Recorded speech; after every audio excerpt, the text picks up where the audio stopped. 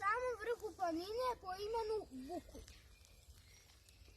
Kao što vidite, ovdje ima puno sremuša koje, kao što znate, je jestiva biljka. Pomalo je i ljutkasta. Ovdje ima baš puno cvijeća. Ja sam nabrao visibabe. Kod mame je sremuš.